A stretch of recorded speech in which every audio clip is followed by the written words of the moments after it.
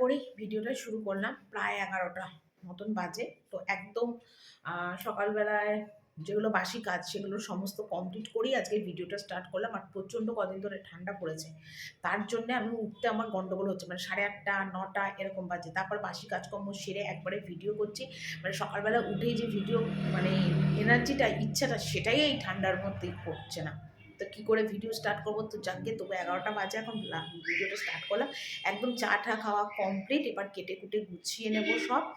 ঠিক আছে? তো আজকে বাজার হাট তোমাদের দাদাভাই কিছু করেনি। কারণ হলো কি বলতো, ঘরে সমস্ত ছিল। বাঁধাকপি, ফুলকপি, কড়াইশুঁটি, মানে সমস্ত বাজার দুদিনের করে রেখেছিল।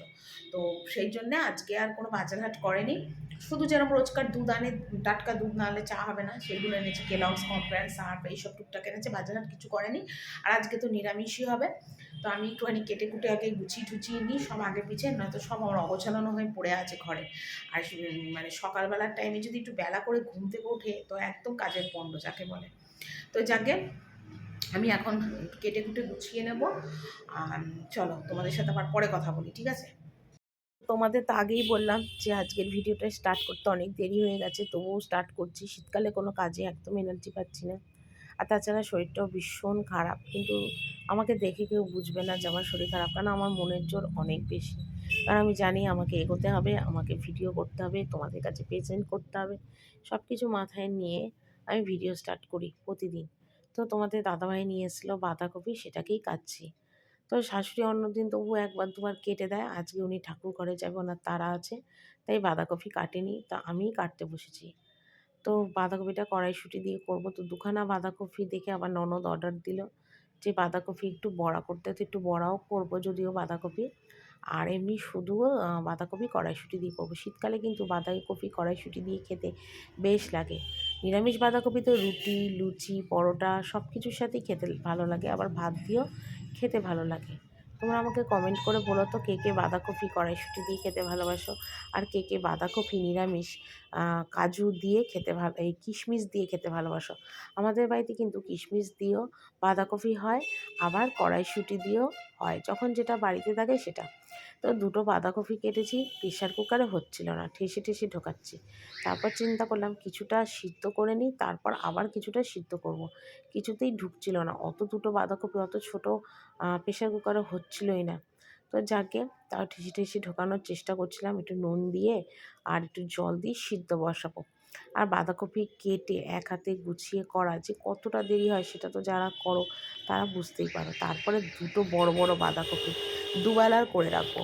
শীতকাল বলে এখন আর একবেলায় কোনো রান্না, মানে দুবেলারই করে রাখার চেষ্টা করছি। দুবেলা করে আর পারছি না ঠান্ডার মধ্যে। আর বেশ কিছুদিন ধরে শরীরটা এতটাই খারাপ হয়েছে ঠান্ডার জন্যে বলো বা যেটার জন্যই বলো, যে কাজ করার এনার্জি পাচ্ছি না। শরীরটাও বেশ কিছুদিন ধরে প্রচণ্ড দুর্বল, প্রচণ্ড মানে এতটা দুর্বল তোমাদের কি বলবো।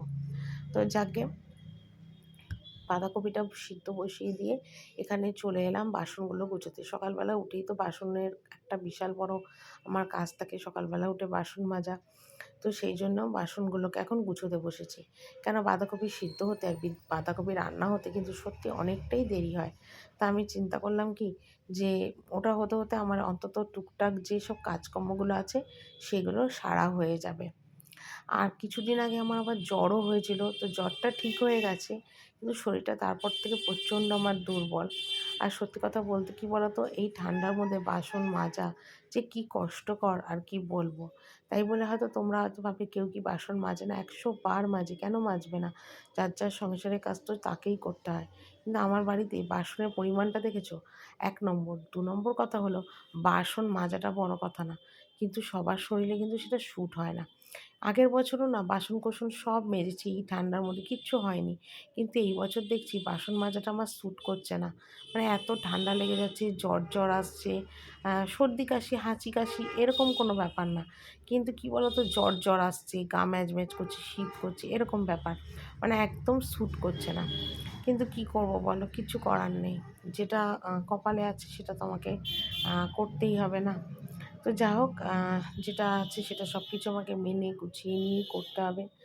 আর কাউকে দোষ দিয়ে লাভ নেই। সমস্ত কিছুই কপাল। ভগবান যেরকম কপাল লিখে পাঠিয়েছে, বিধাতা 6 দিনে যা কপাল লিখেছে সেটাই তো আমাকে ভোগ করতে হবে না?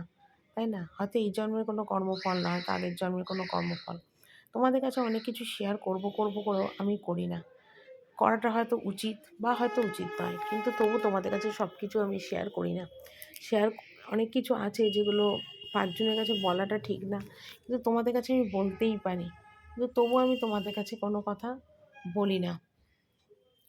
তো যাকগে এখানে দেখো বাসনগুলো গুছোচ্ছি, তারপরে বাঁধাকপিটা চাপাবো। তো সেই জন্যে বাসনগুলোকে এখন গুছিয়ে নিয়ে তারপর আবার বাকি কাজগুলো করব। আর বাঁধাকপি তো হতে অনেকটা টাইম লাগবে। সকাল সকাল আজকে স্নানও সেরে নিয়েছিলাম। ওই গরম জল বসিয়েছিলাম, একবারে স্নান সেরে নিয়েছি। এখন রান্না করতে করতে এতটা বেলা হয়ে যায় যে এই 2:30 3টে স্নান করা আমার পক্ষে সম্ভব হচ্ছে না। তো সেই জন্য একবারে বাসন টাসন মেজে বাসি কাজ সেরে চান করে একদম ফ্রেশ হয়ে তারপরে কিন্তু রান্নার ঘরে কাজে হাত দিই। আর এখন শীতকাল বলে এক একদিন তোমাদের দাদাভাইও কিন্তু চা করে। তো এই বাসনগুলো গুছানো হয়ে গেলে মোটামুটি আমার একটা বড় কাজ আর কি হয়ে যাবে। আর এখানে নিয়ে এসছে দেখো কাতলা মাছ। তো সেই কাতলা মাছটাই দেখো এখানে ভালো করে মানে গরম জল দিয়ে ধুলাম, দিয়ে নুন হলুদ মাখিয়ে এখন কাতলা মাছগুলোকে ভাজছি। মুসুর ডালটা জলে চুবিয়েছি, আর আরেকটা কড়াইতেও বসিয়ে দিয়েছি ঝোলের আলুটা। দুদিকে দুটো কড়াই বসিয়ে মাছের ঝোল করলে অনেক তাড়াতাড়ি হয়। আর এই সিস্টেমটা শিখেছি আমার শাশুড়ির কাছ থেকে। আগে যখন আমার শাশুড়ি রান্না করতো তখন তাড়াহুড়োর সময় ওনাকে দেখতাম দুদিকে দুটো কড়াই বসাতো, একটা মাছ ভাজা, একটা মাছের যে সবজি বা ডালুর যেটাই হোক না কেন সেটা উনি আর একটা কড়াইতে করতো। তারপরে সেই আলু বা সবজি যেটাই হোক মশলা কষিয়ে জল ঢেলে দিত, আর মাছগুলো আরেকটা কড়াই থেকে ভেজে নিয়ে ওই ঝোলের মধ্যে মিশিয়ে ফুটিয়ে তাড়াতাড়ি করে নামাতো। তো ওনার মতনই সিস্টেমটা শিখেছিলাম। ঘরে ছিল একটুখানি দই, এর আগে যে দইটা এনেছিল পুরোটা তো ইউজ করিনি, থেকে গেছিলো। তো সেই দইটাই দেখো এখন একটু বার করে নিয়েছি, ওই দই দিয়ে আলু দিয়েই কাতলা মাছের কালিয়া করব। আমাদের বাড়িতে শুধু মাছ আবার কেউ খেতে চায় না, ওর সাথে একটু মুখে 2-3 টুকরো করে আলু চায়। তো সেই জন্যে মানে কালিয়াটার মধ্যে দই কাতলার মধ্যে একটু করে দই দিচ্ছি। তোমরা হয়তো ভাবতেই পারো যে কালিয়া তো শুধু মাছের হয়, তাহলে এর মধ্যে আলু দেয় কেন? আসল কথা কী বলো তো, খাওয়ার ব্যাপারটা রান্নার ব্যাপারটা যে যার বাড়ির মতন করে আর কি। তো সেই জন্য আমাকেও আমার শ্বশুরবাড়ির পছন্দ মতনই করতে হয়। তো এনারা আবার একটু আলু খেতে চায় মাছের ঝোলে। আর মাছের ঝোল শুধু এই বাড়িতে কেউ খেতে পারে না, ওই একটু আলু বা সবজি হলে সেটা দিয়ে ওরা খেতে ভালোবাসে, সেই জন্যে এরমভাবেই করতে হয়। তো মাছ ভাজাটা ওদিকে হচ্ছে, আর এদিকে দেখো দই ঠই জিরে আদা সব কিছু দিয়ে মশলাটা কিন্তু কষিয়ে নিয়েছিলাম আলুটা ভেজে। তারপর দেখো জল দিয়ে দিলাম, জল দিয়ে এবার ঝোলটা একটু ফোটা ফোটা হলে মাছগুলোই একটার পর একটা দিয়ে দেবো। এইভাবে মাছের ঝোল করলে সত্যি অনেক তাড়াতাড়ি হয় মাছের ঝোল। তোমরাও এইভাবে করে দেখতে পারো, দেখবে তোমাদেরও কিন্তু অনেকটা তাড়াতাড়ি হবে। তাড়াহুড়োর সময় অনেকটাই মানে তাড়া থাকলে এইভাবে করা যেতে পারে। আর যেহেতু আজকে রান্না করতে বহুত দেরি হয়ে গেছে, তো তার জন্যে কিন্তু আমাকে আজকে ঠিক শাশুড়ির সিস্টেমটাই মানে ফলো করতে হলো। কী করবো বলো? যখন যেরকম তখন সেরকম। হয়তো মাছ দেওয়া আমাকেই হবে দুটো কড়াই, কিন্তু কী করবো বলো? কিছু করার নেই। তো ঝপাঝপ করে এইভাবে মাছের ঝোলটা করছি, তারপর তো আবার বাঁধাকপিটাও বসানোর আছে। তো কাজের তো আর শেষ নেই, প্রচুর কাজ। তারপরে এই মাছের ঝোলটা হলে একটু গরম গরম বেগুন ভাজবো।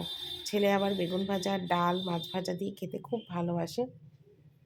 তো সেই জন্য একটু বেগুন ভাজছি। আর আমাদের বাড়িতে বেগুন ভাজাটা খুব বেশি হয়, কারণ আমাদের বাড়িতে বেগুন ভাজা ডাল দিয়ে ভাত খেতে সবাই অনেকটা ভালোবাসে, সেই জন্যে। আর ওদিকে দেখো মাছের ঝোলটা কিন্তু হয়ে গেছিলো।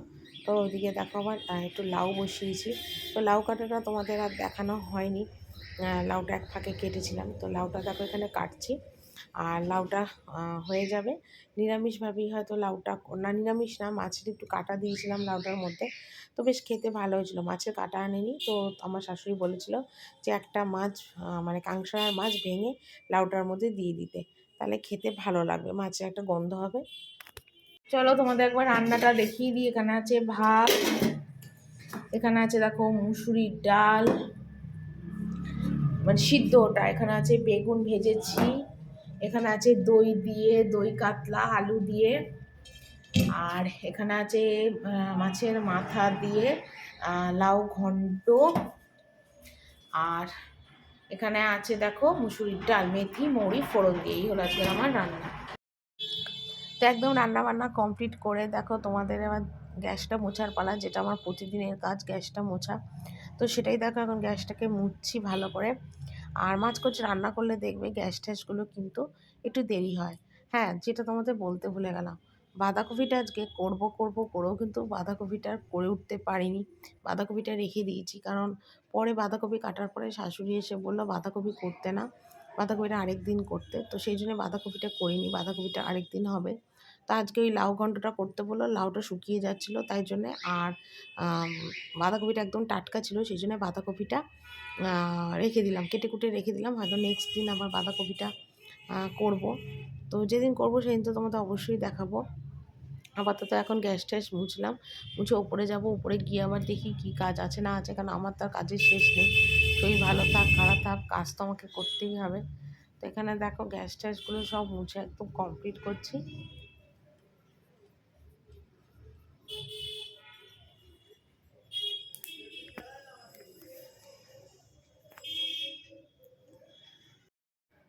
তো সব কাজকর্ম সেরে দেখো এখন বসলাম আবার খেতে। কারণ আমি তো এখন আর শাশুড়ি ননদের সাথে বেলা ৫টার সময় খাই না। এখন ওই ২:৩০, কোনো দিন ২টো, কোনো দিন ৩টের মধ্যে নিজের খাওয়াটা খেয়ে নিই। একেবারে খেয়ে নিই আর সেই রাত্রিবেলায় খাই। আর প্রচণ্ড না সত্যি কথা খুব খিদেও পায়। এতদিন যে কতটা কষ্ট করেছি এই বিকেল ৪:৩০, ৫টা অবধি খিদে রেখে রেখে, সেটা আমি জানি আর আমার মাথার ওপর ভগবান জানে।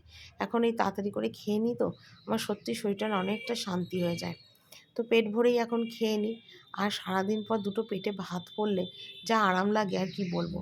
যখন আমার বিয়ে হয়ে এসছিলাম তখন আমার দাদু আমার শাশুড়িকে বলেছিল যে আমার নাতনি খুব ভাত ভালোবাসে, ও সকালবেলা উঠে দুটো ভাত খায়, যদি পারেন ওকে একটু সকালবেলা করে ভাত দেবেন। এই কথাটা না আমার দাদু আমার শাশুড়িকে বলেছিল। তো আমার শাশুড়ি রোজ সকালবেলা আমাকে 10টা 10:30টায় ভাত দিত। তখন বিয়ের প্রথম। আর বিয়ের আগে সকালবেলা উঠে আমার 7টা 7:30টার সময় ভাত খাওয়া হয়ে যেত। আর ভাত খেয়ে তারপরে আমার আমার সারাদিনের কাজকর্ম সব কিছু পড়াশোনা চলত। তো এখানে দেখো সমস্ত একদম ঘর ঠর সমস্ত সরিয়ে মুছেছি।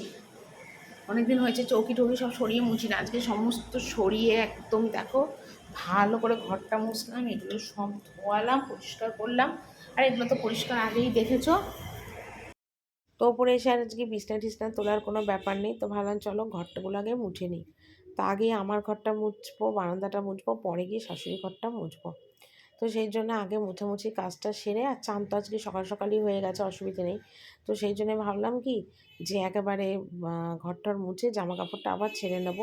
আর আজকে সকাল থেকে একদম মেঘলা আকাশ ছিল। আর আজকেও দেখো এখনও মেঘলা, একটুও সকালবেলা থেকে আজকে রোদ ওঠেনি।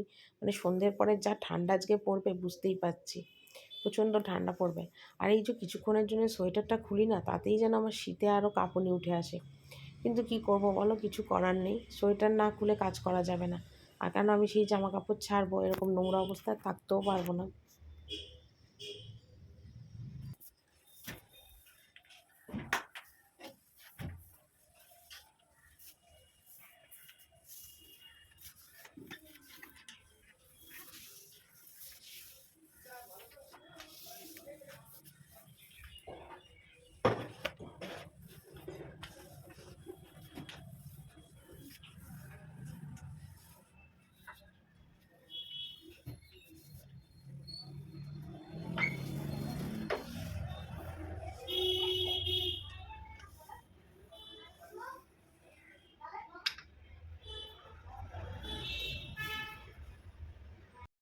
তো জামা কাপড় ছেড়ে একদম চলে এলাম। তো অনেক দিন ধরে ভাবছিলাম শোকেসটা একটু মুছবো, বেশ ধুলো ধুলো নোংরা হয়েছে। আর এই কাপগুলো সব মেজেছিলাম বার করে, তো সেগুলো অনেক দিন হয়েছে গোছানোও হয়নি ঠিকঠাকভাবে, পড়েই রয়েছে শোকেসের উপর। তো ভাবলাম কি চলো এগুলোকে একটু গুছিয়ে দিই। আর বাবুও ঠাকুরঘর থেকে চলে এসছে, তা এখন আমি এটাকে আগে একটু ভালো করে মুছে টুছে গুছিয়ে নিই। আর এত আমাদের ঘরে ইঁদুর উৎপাত না, শোকেসের কাজটা খোলা রাখলে ইঁদুর গিয়ে ঢুকে পড়ে। তো সেই জন্যে আগে ভাবলাম এটা গুছাই, শোকেসের ওপরটা লন্ডভন্ড থাকলে দেখতেও একদম ভালো লাগে না, বিচ্ছিরি লাগে দেখতে। তো মোটামুটি কাজকর্ম একবেলার মতন শেষ এটা। আর এটা সেরে তারপর বাবুর যাব খাবার আনতে, দুধ কেলক্স করে দেবো, আর কিছু দেবো না আপাতত। তো চলো বন্ধুরা, আজকের ভিডিওটা এখানেই শেষ করছি। কালকে আবার একটা সুন্দর নতুন ভিডিও নিয়ে চলে আসবো। আজকের মতন বিদায় নিলাম, তোমরা সবাই ভালো থেকো, টাটা।